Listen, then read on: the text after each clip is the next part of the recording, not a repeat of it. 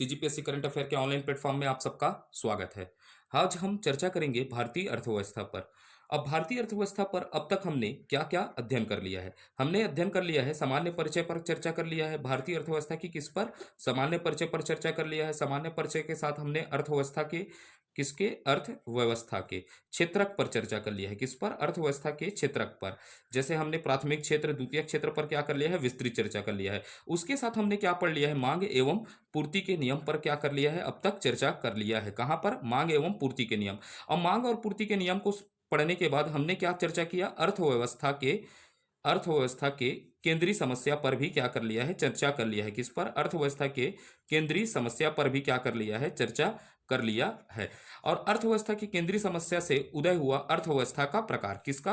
अर्थव्यवस्था के प्रकार पर भी हमने क्या किया है? चर्चा किया है। किस पर? अर्थव्यवस्था के प्रकार पर हमने चर्चा का क्या किया है? शुरुआत किया है। तो अर्थव्यवस्था की केंद्रीय समस्या से हमारे पास कितने प्रकार के अर्थव्यवस्था निकले? 3 प्रकार के अर्थव्यवस्था निकले। इस 3 प्रकार के अर्थव्यवस्था को हमने किसकी? राज्य राज्य एवं राज्य या राज्य या सरकार की भूमिका के आधार पर, सरकार के भूमिका के आधार पर, भूमिका के आधार पर 3 भागों में क्या किया है? वर्गीकृत किया है। तो अर्थव्यवस्था का प्रकार निकला, उस अर्थव्यवस्था के प्रकार को हमने राज्य और सरकार की भूमिका के आधार पर कितने भागों में वर्गीकृत किया है? 3 भागों में। तो पहला भाग कौन सा है करके हमने चर्चा किया? पहला होगा पूंजीवादी अर्थव्यवस्था। कौन सा अर्थव्यवस्था? पूंजीवादी अर्थव्यवस्था। तो हमने क्या देखा? राज्य एवं सरकार की भूमिका के आधार पर अर्थव्यवस्था कितने प्रकार के हैं? 3 प्रकार। 3 प्रकार में कौन सा पहला है? पूंजीवादी अर्थव्यवस्था। तो हमने पिछले वीडियो में पूंजीवादी अर्थव्यवस्था पर कैसा विस्तृत चर्चा कर चुके हैं। पूंजीवादी अर्थव्यवस्था पर किस तरह का विस्तृत विस्तृत क्या कर चुके हैं? चर्चा कर चुके हैं पूंजीवादी अर्थव्यवस्था पर। तो अब हमको क्या पढ़ना है? इसके बाद हमारे पास क्या होगा? अर्थव्यवस्था का अगला प्रकार कौन सा होगा? समाजवादी अर्थव्यवस्था। कौन सा अर्थव्यवस्था आएगा हमारे पास? समाजवादी अर्थव्यवस्था होगा। राज्य एवं सरकार की भूमिका के आधार पर अगला अर्थव्यवस्था कौन सा हो जाएगा? समाजवादी अर्थव्यवस्था। समाजवादी अर्थव्यवस्था के बाद हमको क्या पढ़ना है? मिश्रित अर्थव्यवस्था पर क्या करना है? चर्चा करना है। मिश्रित अर्थव्यवस्था। तो ये इस प्रकार के हमने अभी तक से क्या किया है? अर्थव्यवस्था के अंतर्गत हमने इन बातों पर क्या कर लिया है? चर्चा कर लिया है। तो हमने पूंजीवादी अर्थव्यवस्था पर पूरा चर्चा कर लिया है। तो आज हम किस पर चर्चा करेंगे? समाजवादी अर्थव्यवस्था पर क्या करेंगे? चर्चा करेंगे। तो शुरुआत करते हैं सीधा समाजवादी अर्थव्यवस्था पर। कहां चलते हैं? समाजवादी अर्थव्यवस्था की ओर अग्रसर होते हैं। कौन से? समाजवादी अर्थव्यवस्था की ओर क्या होते हैं? अग्रसर होते हैं। तो शुरुआत करते हैं समाजवादी अर्थव्यवस्था। तो सबसे पहले हमको क्या करना होगा? इसके प्रेरणादाता याद रखना है। क्या याद रखना है? प्रेरणादाता याद रखना है। तो आपसे प्रश्न पूछेगा समाजवादी अर्थव्यवस्था के प्रेरणादाता कौन है करके, तो आप आंसर देंगे हमने पढ़ाया है करके। आपको याद रहेगा हमने पढ़ाया है करके। इसके प्रेरणादाता कौन है? कार्ल मार्क्स है। तो आप याद रखिएगा समाजवादी अर्थव्यवस्था के प्रेरणादाता कौन है? कार्ल मार्क्स है करके। फिर आपसे प्रश्न पूछेगा उत्पत्ति। क्या पूछेगा? उत्पत्ति पूछेगा। उत्पत्ति को आपको पूछेगा। क्या पूछेगा? उत्पत्ति कि समाजवादी अर्थव्यवस्था की उत्पत्ति कैसे हुई। थोड़ा सा मात्रा हो दोष हो जाता है, ये पेन मोटा हुए करके। तो उत्पत्ति पूछेगा आपसे। क्या पूछेगा? उत्पत्ति। तो इस अर्थव्यवस्था की उत्पत्ति होती है रूसी क्रांति से। कौन से क्रांति से? रूसी क्रांति या बोल्शोविक क्रांति। इसी को क्या बोलते हैं? बोल्शोविक बोल्शोविक क्रांति कहा जाता है। बोल्शोविक क्रांति कहा जाता है। तो समाजवादी अर्थव्यवस्था का उत्पत्ति कैसे होता है करके आपको प्रश्न पूछेगा। तो रूसी क्रांति और बोल्शोविक क्रांति से कौन सी अर्थव्यवस्था का उद्भव होता है? समाजवादी अर्थव्यवस्था का होता है। अब आपसे एग्जामिनर पूछ दिया वर्ष, किस वर्ष में समाजवादी अर्थव्यवस्था का उद्भव हुआ? तो हमको याद रखना है 1917 में किसका उद्भव होता है? समाजवादी अर्थव्यवस्था का उद्भव होता है। किससे? रूसी क्रांति और बोल्शोविक क्रांति से किसका उद्भव होता है? समाजवादी अर्थव्यवस्था का क्या होता है? उद्भव होता है करके याद रखना है। इसके बाद लागू करने वाले देश। क्या? लागू करने वाले देश हमसे प्रश्न पूछेगा किस देश ने समाजवादी अर्थव्यवस्था को क्या किया है? लागू किया है। तो लागू करने वाले देश याद रखना है। तो इस अर्थव्यवस्था को सर्वप्रथम रूस ने क्या किया था? लागू किया था। कहां? रूस में क्या हुआ था? लागू हुआ था। तो समाजवादी अर्थव्यवस्था सबसे पहले कहां पर लागू हुआ करके प्रश्न पूछेगा। तो हमको आंसर देना है रूस में लागू हुआ, अर्थात रसिया में क्या हुआ था? इस अर्थव्यवस्था को अपनाया था। इसके साथ साथ कुछ और देश याद कर लेते हैं। लैंड। आयरलैंड में भी कैसी अर्थव्यवस्था का झलक दिखता है, समाजवादी अर्थव्यवस्था का क्या दिखता है, झलक दिखता है। तो ये आपके पास कुछ तथ्य हुए। सबसे पहले हमको क्या याद रखना है, प्रेरणादाता, प्रेरणादाता के बाद क्या याद रखना है, उत्पत्ति, उत्पत्ति के बाद तीसरा क्या याद रखना है, वर्ष याद रखना है, और चौथा क्या करना है, लागू करने वाले देश। लागू करने वाला देश क्या है, रूस है, और रूस के साथ ये कहाँ है, आयरलैंड में भी क्या है, लागू है करके याद रखना है। तो सर्वप्रथम कहां लागू हुआ करके प्रश्न पूछेगा, समाजवादी अर्थव्यवस्था, तो रूस में लागू हुआ। अब विशेष देखते हैं, क्या देखते हैं, विशेषताएं। किसकी विशेषता देखते हैं, समाजवादी अर्थव्यवस्था की क्या देखते हैं, विशेषताओं पर क्या करते हैं, चर्चा करते हैं कि यह अर्थव्यवस्था किस प्रकार की विशेषता है। तो सबसे पहले हमको क्या समझना है, समाजवादी अर्थव्यवस्था क्या है।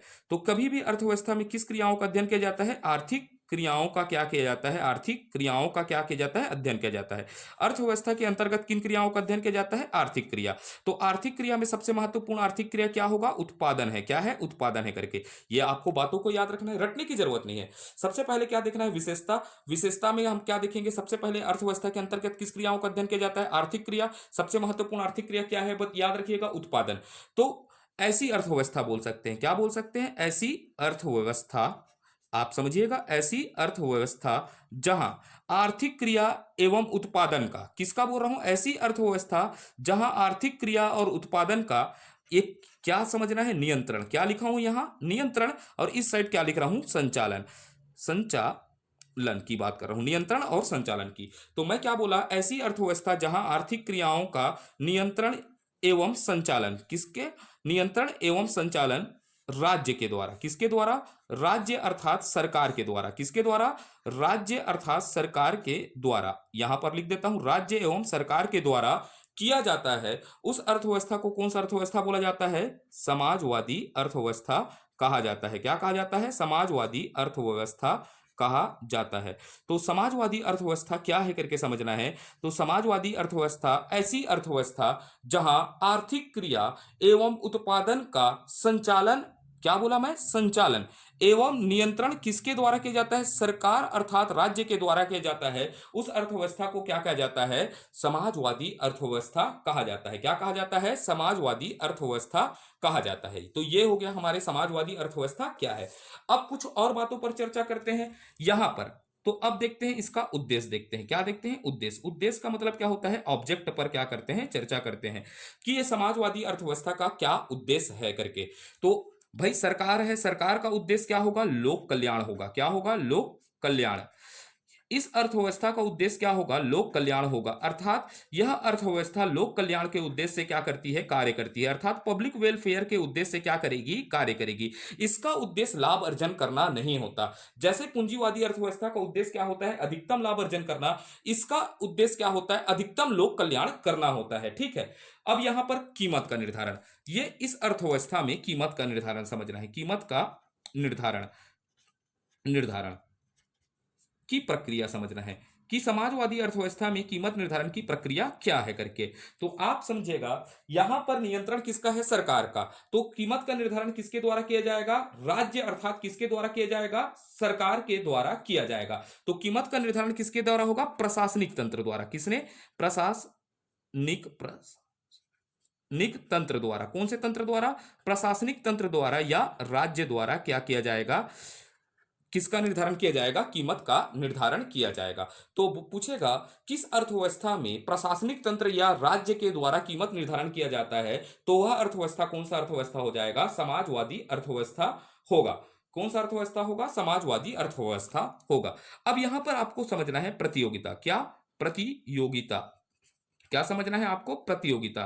तो प्रतियोगिता का क्या होता है, यहां अभाव होता है। क्या होता है, अभाव होता है। जैसे पूंजीवादी अर्थव्यवस्था में क्या पाया जाता था, प्रतियोगिता पाया जाता था। इसी प्रकार आपको समझना है कि समाजवादी अर्थव्यवस्था में क्या का अभाव होता है, प्रतियोगिता का अभाव होता है। क्योंकि यहां पर हर चीजों का नियंत्रण कौन करता है, सरकार करता है। सरकार ही क्या चलाएगा, रेल को चलाएगा, और सरकार ही क्या चलाएगा, सार्वजनिक वितरण प्रणाली चलाएगा। तो इस पर पूरा नियंत्रण किसका होता है, किसका होता है, समझेगा, सरकार का होता है। तो सरकार का नियंत्रण होता है, तो इसमें क्या होता है, प्रतियोगिता का क्या होता है, अभाव होता है। क्लियर हुआ ये बातें आपको, ठीक है। तो आगे चलते हैं, थोड़ी और बातें करते हैं समाजवादी अर्थव्यवस्था पर। तो इस पन्ने को मैं पढ़ता हूं, स्लाइड को, ठीक है। तो अगले पन्ने की ओर चलते हैं। तो अब यहां देखेंगे समाजवादी अर्थव्यवस्था, कौन सा अर्थव्यवस्था को लिखता हूं, समाजवादी अर्थव्यवस्था, अर्थव्यवस्था। अर्थव्यवस्था को और समझते हैं। तो समाजवादी अर्थव्यवस्था को हम कितने प्रकार के बांट देते हैं? दो प्रकार का। मूल्य रूप से कितने भागों में बांट देते हैं? दो प्रकार का। एक कौन सा होगा? पूर्ण रूपेण क्या हो जाएगा? एक समाजवादी होगा। ठीक है, इस अर्थव्यवस्था को दो भागों में वर्गीकरण करते हैं। तो एक अर्थव्यवस्था कौन सा होगा? समाजवादी अर्थव्यवस्था स्वयं होगा। क्या होगा? समाजवादी अर्थव्यवस्था स्वयं होगा। और उसके बाद हम इस समाजवादी के एक स्वरूप के रूप में हम अध्ययन करेंगे साम्यवादी अर्थव्यवस्था। कौन सा अर्थव्यवस्था? साम्यवादी अर्थव्यवस्था के रूप में क्या करेंगे? अध्ययन करेंगे। ठीक है, तो समाजवादी अर्थव्यवस्था को दो भागों में बांटे। एक स्वयं क्या हो जाएगा? समाजवादी अर्थव्यवस्था। दूसरा कौन सा हो जाएगा? साम्यवादी अर्थव्यवस्था। तो अब ये समाजवादी अर्थव्यवस्था, समाजवादी अर्थव्यवस्था को हमने पढ़ा कि इसके अंतर्गत समझना है, इसके अंतर्गत सभी नागरिकों को वस्तु एवं सेवाओं का क्या किया जाता है? समान वितरण किया जाता है। क्या किया जाता है? समान वितरण किया जाता है। तो समाजवादी अर्थव्यवस्था की खासियत क्या होती है करके समझिएगा। इस अर्थव्यवस्था के अंतर्गत, कौन से? समाजवादी अर्थव्यवस्था के अंतर्गत समझना है। समाजवादी अर्थव्यवस्था के अंतर्गत सभी नागरिकों को, सभी नागरिकों को, ये बात आपको याद रखना है ना, अंतर के तौर पर याद रखिएगा कि समाजवादी अर्थव्यवस्था और साम्यवादी अर्थव्यवस्था में क्या अंतर होता है। तो समाजवादी अर्थव्यवस्था के अंतर्गत नागरिकों को वस्तु एवं सेवाओं पर, किस पर? वस्तुओं एवं सेवाओं पर, सेवाओं पर सेवाओं का समान वितरण किया जाता है। समान वितरण किया जाता है। ये समान वितरण पर क्या देता है? बल देता है, या समान वितरण किया जाता है। तो समाजवादी अर्थव्यवस्था की एक खासियत होती है कि यहां पर नागरिकों को वस्तु एवं सेवाओं का क्या किया जाता है? समान क्या किया जाता है? वितरण किया जाता है। तो आपको यह बात याद रखना है, पूर्व में हम एकदम विस्तृत अध्ययन करेंगे। हमारे से कोई भी प्रश्न नहीं छूटने चाहिए जब भारतीय अर्थव्यवस्था से कोई भी प्रश्न आए। भले आपको लगेगा कि बहुत ज्यादा पढ़ रहे हैं, लेकिन आप समझेगा जिस प्रकार पीएससी इस समय क्या हुआ है, पीएससी की आलोचना हुआ है पेपर को देखकर, तो आप समझेगा विगत वर्षों में पीएससी अपना ट्रेंड रियल में कहां तक पहुंचाएगा, यूपीएससी पर पहुंचाएगा। आज ही आप देखे हैं फिर से क्या दिया है, वो अपने आंसर का क्या दिया है? एक शुद्धि पत्र दिया है कि हमारे द्वारा एक विशेषज्ञों का क्या बैठाया जाएगा? टीम बैठाया जाएगा, जो आंसर किसका? मॉडल आंसर का पुनर्मूल्यांकन करेंगे। तो कुछ ना कुछ तो आने वाले समय में क्या होगा? स्टैंडर्ड बढ़ेगा पीएससी की जो आलोचनाएं हुई हैं। इसीलिए हमको आगे के परीक्षाओं में अच्छे से तैयारी करना है। तो अब समझिएगा इसमें क्या बोला? समाजवादी अर्थव्यवस्था के अंतर्गत सभी नागरिकों को वस्तु एवं सेवाओं को क्या किया जाता है? समान वितरण किया जाता है। तो पूर्व में याद रखिएगा, पूर्व में किसकी बात करूंगा? सोवियत संघ। किसकी बात करूंगा? सोवियत संघ। ये याद रखना है कि पूर्व में सोवियत संघ समाजवादी अर्थव्यवस्था कहलाते थे। क्या कहलाते थे? समाजवादी अर्थव्यवस्था। समाजवादी अर्थव्यवस्था कहलाता था। क्या कहलाता था? समाजवादी अर्थव्यवस्था कहलाता कहलाता था। तो पूर्व में सोवियत संघ क्या कहलाता था? समाजवादी अर्थव्यवस्था कहलाता था, करके याद रखना है। तो अब चलते हैं साम्यवादी अर्थव्यवस्था में।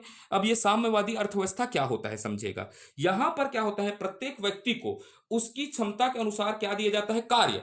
अर्थात यहां पर जो क्षमता रखता है उसी को उस कार्य को दिया जाएगा। जैसे भाई क्या होगा?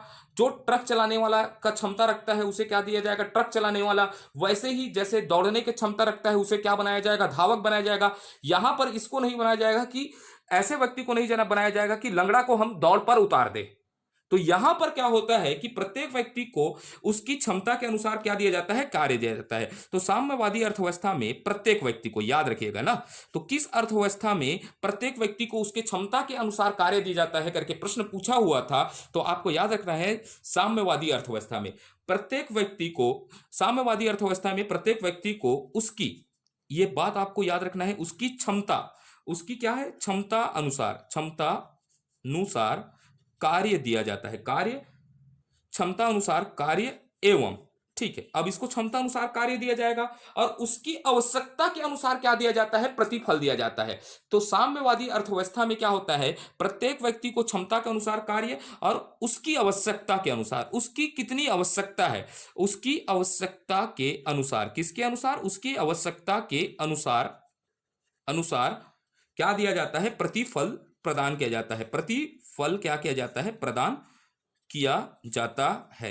तो ऐसी अर्थव्यवस्था को क्या कहा जाता है? साम्यवादी अर्थव्यवस्था कहा जाता है। तो इस अर्थव्यवस्था को कौन सा अर्थव्यवस्था कहेंगे? साम्यवादी अर्थव्यवस्था कहेंगे। और एक बात हमको याद रखना है, साम्यवादी अर्थव्यवस्था का उदाहरण कौन था? 1985 से पूर्व। यह बात आपको याद रखना है, 1985 से पूर्व, पूर्व चीन, चीन साम्यवादी अर्थव्यवस्था कहलाता था। क्या कहलाता था? साम्यवादी साम्यवादी अर्थव्यवस्था कहलाता था। तो चीन किसका उदाहरण है? साम्यवादी अर्थव्यवस्था का उदाहरण है। तो चीन 1985 से पूर्व क्या कहलाता था? साम्यवादी अर्थव्यवस्था कहलाता था। क्या कहता था? कहलाता था। तो अच्छे से लिख लीजिएगा, थोड़ा बहुत मात्रा दोष है मेरे पर, है ना, ठीक है, क्योंकि ये पेन मोटा लगता है। तो आप समझिएगा 1985 से पूर्व चीन क्या था? साम्यवादी अर्थव्यवस्था कहलाता था। समाजवादी अर्थव्यवस्था क्या है? तो इस पर आप थोड़ा सा और आपको समझते हैं, इस पर और चर्चा कर लेते हैं। समाजवादी अर्थव्यवस्था के अंतर्गत सभी नागरिकों को वस्तु एवं सेवाओं का क्या किया जाता था? समान वितरण किया जाता था। पूर्व में कौन शामिल था? पूर्व में सोवियत संघ क्या कहलाता था? समाजवादी अर्थव्यवस्था कहलाता था। साम्यवादी अर्थव्यवस्था क्या है? प्रत्येक व्यक्ति को उसकी क्षमता के अनुसार क्या दिया जाता है? कार्य जाता है, और उसकी आवश्यकता के अनुसार क्या दिया जाता है? प्रतिफल दिया जाता है। तो 1985 से पूर्व क्या? 1985 से पूर्व चीन क्या था? साम्यवादी अर्थव्यवस्था कहलाता था। ये हुआ समाजवाद के क्या हो गए? प्रकार हो गए। ठीक है, अब समझते हैं थोड़ा सा बात।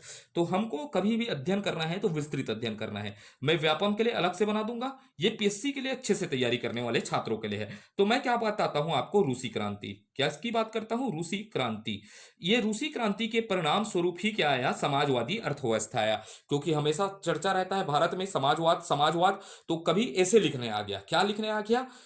इकोनॉमिक को आप अच्छा मजबूत रखोगे तो आप क्या समझ पाओगे? ऐसे समझ पाओगे। तो हम समझने का प्रयास करेंगे रूसी क्रांति और बोल्शेविक क्रांति, जिसके परिणाम स्वरूप आप बहुत सारी चीजों को समझेंगे। रूसी क्रांति और बोल्शेविक क्रांति को समझते हैं। बोल्शेविक क्रांति को समझने का क्या करते हैं? प्रयास करते हैं। कौन से क्रांति? रूसी क्रांति और बोल्शेविक क्रांति को समझते हैं।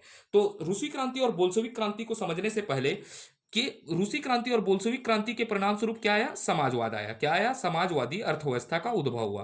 किसका उद्भव हुआ? समाजवादी अर्थव्यवस्था का क्या हुआ था? उद्भव हुआ था करके समझना है। किस अर्थव्यवस्था का? समाजवादी अर्थव्यवस्था का क्या हुआ? उद्भव हुआ। तो अब समझते हैं किस प्रकार समाजवादी अर्थव्यवस्था का उद्भव हुआ। तो प्रश्न किस प्रकार बनेंगे यहां से?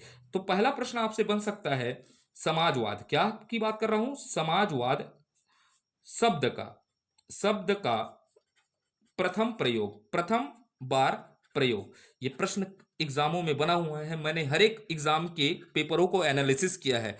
तो क्या पूछेगा आपसे? समाजवाद शब्द का प्रथम बार प्रयोग किसने किया है? तो किसने किया? रॉबर्ट ओवन ने। किसने? रॉबर्ट ओवन ने किया था, या रॉबर्ट ओवन द्वारा किया गया था। तो समाजवाद शब्द का सबसे पहला प्रयोग किसके द्वारा किया गया था? रॉबर्ट ओवन द्वारा किया गया था।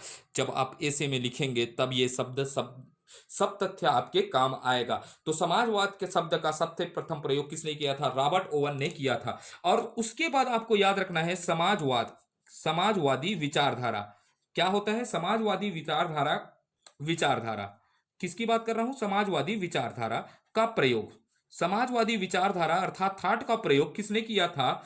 Thomas Thomas More. आपको याद रखना है थॉमस मोर या मूर, यही पूछता है, थॉमस मोर या मूर। तो समाजवादी विचारधारा का सर्वप्रथम प्रयोग किसने किया था? थॉमस मोर या मूर को। ये थॉमस मोर या मूर ने एक किताब लिखा था। तो इससे प्रश्न आपको पूछता है थॉमस मोर की किताब का नाम क्या है करके। तो पुस्तक, तो थॉमस मोर का किताब कई बार पूछा है कि थॉमस मोर का या मूर का किताब का नाम क्या है? तो हमको याद रखना है यूटोपिया। क्या लिखा था? यूटोपिया नामक बुक लिखा था। तो थॉमस मूर की किताब का नाम क्या है? यूटोपिया। तो कई बार प्रश्नों में पूछा गया है यूटोपिया बुक के लेखक कौन है? तो हमको याद रखना है थॉमस मोर या मूर है। इन्होंने क्या लिखा? एक किताब लिखा, और सॉरी, इस किताब में क्या लिखा? एक टापू की कल्पना करते हैं। किसकी कल्पना करते हैं? एक टापू की क्या किए हैं? कल्पना। एक टापू की क्या करते हैं? कल्पना करते हैं। और इस टापू में कल्पना करते हैं, और एक क्या होगा? टापू होगा जहां पर सभी लोग क्या बोलते हैं? सभी लोग में क्या होगा? समानता होगा। क्या होगा? समानता। यहां पर क्या होगा? आर्थिक समानता भी होगा। समानता के साथ क्या होगा? आर्थिक समानता भी होगा। और आर्थिक समानता के साथ राजनीतिक समानता, धार्मिक समानता, सभी प्रकार के क्या होंगे? राजनीतिक क्या हो गए? समानता। सभी प्रकार के क्या दिया जाएंगे? समानता दिए जाएंगे। समानता किसको दिया जाएगा? बोलता है लोगों को क्या दिया जाएगा? समानता दिया जाएगा। ये बात करते हैं कि सभी लोगों को क्या होगा? समानता का अधिकार होगा। राजनीतिक समानता, आर्थिक समानता, सभी प्रकार की, अर्थात सर्वे भवन्तु सुखिनः सर्वे सन्तु निरामया सर्वे भद्राणि पश्यन्तु मां कश्चित् दुःख भाग् भवेत् वाली बात करते हैं। लेकिन यह किस प्रकार होगा? इन्होंने यह नहीं बताया, यह नहीं नहीं बताया कि इस प्रकार का समाजवाद किस प्रकार आएगा। ये इसने थॉमस मूर महोदय ने यह नहीं बताया कि इस प्रकार का समाजवाद किस प्रकार आएगा। तो इसीलिए थॉमस मूर जैसे विचारक को क्या कहा जाता है, काल्पनिक, क्या कहा जाता है, काल्पनिक समाजवादी कहा जाता है। क्या कहा जाता है, काल्पनिक समाजवादी कहा जाता है। किसे, थॉमस मूर जैसे विचारक को क्या कहा जाता है, काल्पनिक समाजवादी कहा जाता है। कैसा समाजवादी, काल्पनिक। ये कल्पना बस किए हैं कि एक क्या होगा, टापू होगा जहां पर लोगों को क्या दिया जाएगा, समानता का अधिकार दिया जाएगा, सभी प्रकार के अधिकार होंगे, लेकिन यह नहीं बताते कि किस प्रकार क्या होगा, लोगों में क्या आएगी, समानता आएगी। इसीलिए इसे क्या कहा जाता है, काल्पनिक समाजवादी कहा जाता है। अब थोड़ा कहानी समझना है रूसी क्रांति को तो अच्छे से समझिएगा ना, ठीक है। अब समझिएगा व्यवहारिक। इसके बाद मैं किसकी बात करता हूं, व्यवहारिक, व्यवहारिक, व्यवहारिक या वैज्ञानिक, किसकी बात करता हूं, व्यवहारिक या सॉरी, तो थोड़ा सर्दी है, ठीक है। व्यवहारिक या सैद्धांतिक, किसकी बात करूंगा, व्यवहारिक या सैद्धांतिक समाजवादी, समाजवादी की चर्चा करता हूं। तो आपको याद रखना है व्यवहारिक एवं क्या बोल रहा हूं, वैज्ञानिक समाजवादी कौन थे करके याद रखना है, कार्ल मार्क्स महोदय थे। क्या थे, कार्ल मार्क्स महोदय थे, ठीक है। कार्ल मार्क्स महोदय थे। कि व्यवहारिक एवं वैज्ञानिक समाजवादी कौन थे, कार्ल मार्क्स महोदय थे। और कार्ल मार्क्स के दो किताबों का नाम आपको बिल्कुल याद रखना है। कितने किताबों का याद नाम रखना है, दो किताबों का नाम याद रखना है। तो पहला किताब था दास कैपिटल, क्या था, दास कैपिटल नामक क्या लिखा था, एक बुक लिखा था। तो दास कैपिटल के राइटर कौन है करके प्रश्न पूछेगा तो कार्ल मार्क्स है। और एक किताब का नाम था कम्युनिस्ट,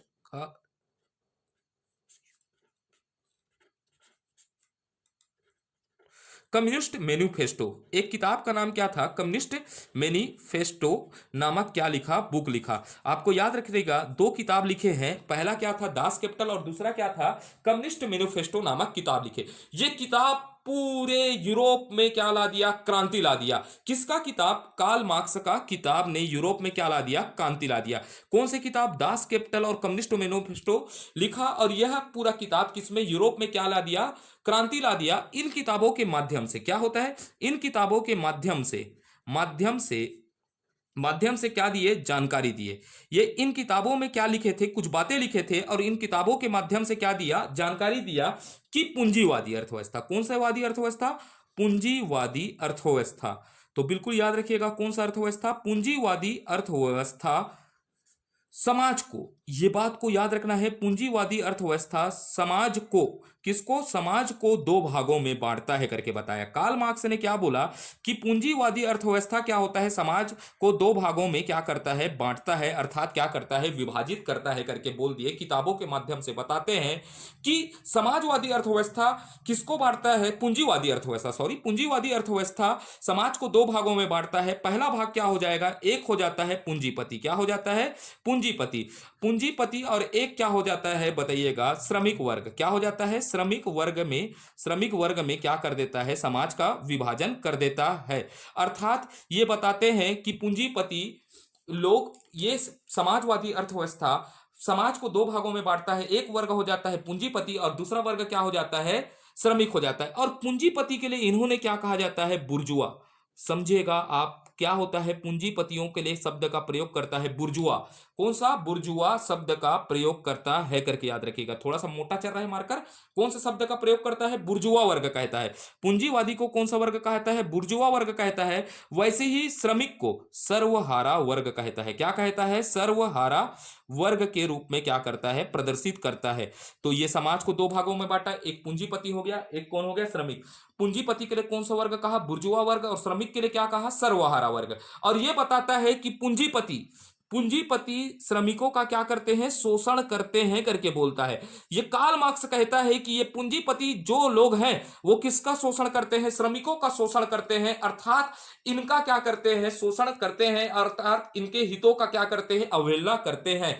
तो ये बोलता है अपने किताबों से कि श्रमिक वर्ग को भी क्या करना चाहिए, अपने हितों के लिए क्या करना चाहिए, संघर्ष करना चाहिए। क्या करना चाहिए, संघर्ष करने की बात करते हैं कि श्रमिक भी अपने हितों के लिए क्या करे, संघर्ष करे, अपने मांगों को रखे हड़तालों के माध्यम से। तो अचानक क्या हो जाता है, पूरे यूरोप में क्रांति आ जाती है। श्रमिक समझ गए कि कार्ल मार्क्स के विचार को, क्या समझ चुके थे, कौन, श्रमिक। और श्रमिक समझ चुके थे कि पूंजीपति हमारा क्या कर रहे हैं, शोषण कर रहे हैं, अर्थात बुर्जुआ वर्ग हमारा क्या कर रहे हैं, शोषण कर रहे हैं। तो इन्होंने भी क्या चालू कर दिया, पूंजीवाद के खिलाफ क्या कर दिया, आंदोलन कर दिया, और यूरोप में एक क्रांति पैदा हो गई, जिसके जन्मदाता क्या कहलाए, कार्ल मार्क्स कहलाए। और बोला कार्ल मार्क्स, अधिकार मांग कर नहीं लिया जाता, अधिकार छीन कर लिया जाता है करके। तो श्रमिक भी समझ चुके थे कि हमें अब अपने अधिकारों की क्या करना है, लड़ाई करना है। ये कार्ल मार्क्स के, महान विचारक कार्ल मार्क्स की कहानी है। वैसी हम भी अब क्या लेंगे, अधिकार छीन कर लेंगे। धीरे धीरे हम प्रयास करेंगे कि अच्छे से अच्छे क्या लाए, शिक्षा लाए, जिसके माध्यम से हम क्या करेंगे, दूरस्थ व्यक्तियों का भी क्या करेंगे, निःशुल्क शिक्षा प्रदान करने का हमारा क्या रहेगा, प्रयास रहेगा। ये प्रयास में आप भी अपना भूमिका निभा सकते हैं। तो ये हो चुका है, एक क्रांति हो चुका, लोग जान चुके हैं कि क्या हो रहा है, पूंजीपति लोग किसका शोषण कर रहे हैं, श्रमिकों का शोषण कर रहे हैं। अब ये बात तो यहां तक की बातें ठीक थी। अब इस कहानी को आगे नरेट करते हैं, क्या करते हैं, आगे नरेट करते हैं। अब समय आता है 1914 को। स्टोरी बस पकड़िएगा ना, ये कहानी आप समझे रहेंगे तो आप मेंस में अपने राइटिंग स्किल को बहुत अच्छे से कर सकते हैं। 1914 का समय याद रखना है। 1914 में क्या होता है, प्रथम विश्व युद्ध होता है। ठीक है, क्या होता है, प्रथम विश्व युद्ध होता है करके याद रखिएगा। प्रथम विश्व युद्ध होता है। अब प्रथम विश्व युद्ध में कौन भी भाग लेता है, रूस भी भाग लेता है। याद रखिएगा क्या होता है, प्रथम विश्व युद्ध में कौन भाग लेता है, रूस भी भाग लेता है। और रूस का उस समय शासक होता है, याद रखना है, निकोलस दूती। कौन होता है उस समय शासक, निकोलस दूती वहां का क्या होता है, शासक होता है। रसिया का शासक कौन होता है, निकोलस दूती वहां का क्या रहता है, शासक रहता है। और निकोलस दूती के समय क्या होता है, निकोलस दूती के सत्ता के समय वहां पर क्या था, पूंजीवादी अर्थव्यवस्था को क्या दिया था, ये बढ़ावा दे रहा था। अर्थात पूंजीवाद की ओर क्या था, इसका झुकाव था। निकोलस दूती का झुकाव किस ओर था, पूंजीवादी अर्थव्यवस्था। अर्थात ये किसको, पूंजीवादी अर्थव्यवस्था के लोग, अर्थात पूंजीपति लोगों को क्या देता था, तवज्जो दे रहा था निकोलस दूती। अब उसी समय समझेगा, एक व्यक्ति पैदा होगा रसिया में। इसी रसिया में एक क्या होता है, लेनिन। क्या होता है, लेनिन नामक एक व्यक्ति पैदा होता है, जो किससे प्रभावित होता है, मार्क्स से प्रभावित होता है। लेनिन क्या होता है, प्रभावित था किससे, मार्क्स से। ये बात आप थोड़ा स्टोरी को रटिएगा, मार्क्स से क्या था, प्रभावित था। अर्थात कौन से मार्क्स से, कार्ल मार्क्स से प्रभावित था। और वो कार्ल मार्क्स की किताबों का क्या किया रहता है, अध्ययन।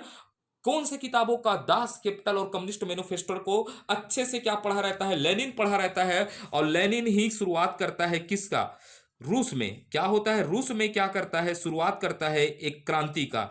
रूस में क्या करता है, शुरुआत करता है एक क्रांति का, किसके विरोध, ये रूस में क्रांति का शुरुआत करता है निकोलस दूती के विरोध। किसके विरुद्ध, निकोलस द्यूती के विरुद्ध क्या करता है, द्यूती के विरुद्ध विरुद्ध एक अभियान की शुरुआत करता है। और कहता है कि निकोलस दूती, ये निकोलस दूती नामक व्यक्ति, ये लेनिन रूस में क्या करता है, रूसी क्रांति की शुरुआत करता है। और कहता है कि निकोलस दूती के विरुद्ध करता है। किसके विरुद्ध करता है, निकोलस दूती के विरुद्ध करता है। और कहता है निकोलस दूती ने पूंजीवादी अर्थव्यवस्था को, किसको, पूंजीवादी अर्थव्यवस्था को बढ़ावा दिया। ये निकोलस दूती, ये शासन है जिसने पूंजीवादी अर्थव्यवस्था को क्या दे रहा है, बढ़ावा दिया है। अर्थात पूंजीवादी अर्थव्यवस्था को बढ़ावा दिया, और किसका, श्रमिकों का शोषण किया है। किसका किया है, श्रमिकों का शोषण कर रहा है। क्योंकि पूंजीवादी अर्थव्यवस्था का उद्देश्य ही क्या होता है, लाभ अर्जन करना। और निकोलस दूती इस देश का क्या है, शासक है। और रूस में क्या कर रहा है, ये पूंजीवादी अर्थव्यवस्था को क्या कर रहा है, बढ़ावा दे रहा है और श्रमिकों का शोषण कर रहा है करके बताता है। लेनिन रसिया में एक क्रांति शुरुआत करता है, जिसे क्या कहा जाता है, रूसी क्रांति। और लोगों से क्या करता है, आह्वान करता है, सुनो भाइयों और बहनों। जिस प्रकार मोदी जी ने आह्वान किया था 2014 में, और 2028 तक के टिकट को क्या करवा लिया है, बुक करवा लिया है, वैसी लेनिन क्या बोलता है, सुनो भाइयों और बहनों, कि निकोलस दूती क्या कर रहा है, पूंजीवादी अर्थव्यवस्था को क्या कर रहा है, बढ़ावा दे रहा है। अर्थात रूस के लोगों का क्या कर रहा है, शोषण कर रहा है। तो हमें इस निकोलस दूती को कहां से बाहर करना है, इस रूस के सत्ता से क्या करना है, बाहर करना है। और इस रूस के सत्ता से बाहर करने के लिए उसने आंदोलन की शुरुआत की, जिसे कहा क्या कहता है, बोल्शेविक क्रांति कहा जाता है। कौन सा क्रांति कहा जाता है, बोल्शेविक क्रांति, बोल्शेविक क्रांति की क्या की शुरुआत की? किस क्रांति की शुरुआत की? बोल्शेविक क्रांति की शुरुआत 1917 में की। कहाँ की? रूस में बोल्शेविक क्रांति की शुरुआत कब की? 1917 में की। और ये क्रांति एक चिंगारी के रूप में पैदा हो गया रसिया में, और रसिया के लोग किसके खिलाफ? निकोलस द्वितीय के विरुद्ध हो गए। और निकोलस द्वितीय के विरुद्ध हुए तो परिणाम स्वरूप क्या हुआ? परिणाम क्या हुआ कि निकोलस द्वितीय को, किसको? निकोलस द्वितीय की सत्ता को समाप्त कर, क्या हो गया? निकोलस द्वितीय की सत्ता क्या होती है? समाप्त हो जाती है। यहां पर आपको याद रखना है, निकोलस द्वितीय की सत्ता क्या हो जाती है? समाप्त कर, समाप्त हो जाती है। और लेनिन, किसने? लेनिन ने लेनिन ने रूस में, किसमें? रूस में समाजवादी अर्थव्यवस्था, किसका? समाजवादी, समाजवादी समाजवादी अर्थव्यवस्था का स्थापना किया। किसका स्थापना किया? समाजवादी अर्थव्यवस्था का क्या किया? स्थापना किया। तो इस प्रकार बोल्शेविक क्रांति के माध्यम से रूप में किसकी स्थापना होती है? समाजवादी अर्थव्यवस्था की स्थापना होती है। यह कहानी थी रूसी क्रांति की। तो हम क्या पढ़े लिखिएगा? समाजवादी अर्थव्यवस्था की किस प्रकार स्थापना हुई। तो हमने पढ़ा रूसी क्रांति। किसको पढ़ा? सबसे पहले हमने शुरुआत किया रूसी क्रांति। रूसी क्रांति को समझने के लिए सबसे पहले क्या पढ़ा? समाजवादी अर्थव्यवस्था का उद्भव समझा। तो समाजवादी अर्थव्यवस्था का शब्द का पहला प्रयोग किसने किया? रॉबर्ट ओवन ने किया। समाजवादी विचारधारा का प्रयोग किसने किया? थॉमस मूर। और थॉमस मूर की किताब को आपको भूलना ही है। थॉमस मूर की किताब का नाम क्या है? यूटोपिया। यूटोपिया में इन्होंने क्या कहा? एक टापू कहा, जहां टापू में सभी लोग क्या होंगे? खुशहाल होंगे। लेकिन ऐसा हो नहीं सकता था, इसीलिए इसे क्या कहा गया? काल्पनिक समाजवादी कहा गया। और काल्पनिक समाजवादी के बाद व्यवहारिक समाजवादी कौन पैदा होता है? Karl marks. कार्ल मार्क्स की कौन सी किताब है? Das Kapital. और क्या है? कम्युनिस्ट मैनिफेस्टो है। इसके माध्यम से क्या जानकारी देता है कि पूंजीवादी अर्थव्यवस्था समाज को कितने भागों में बांटता है? दो भागों में बांटता है। एक हो गया पूंजीपति और एक हो गया श्रमिक। और पूंजीपति किसका शोषण करते हैं? श्रमिकों का।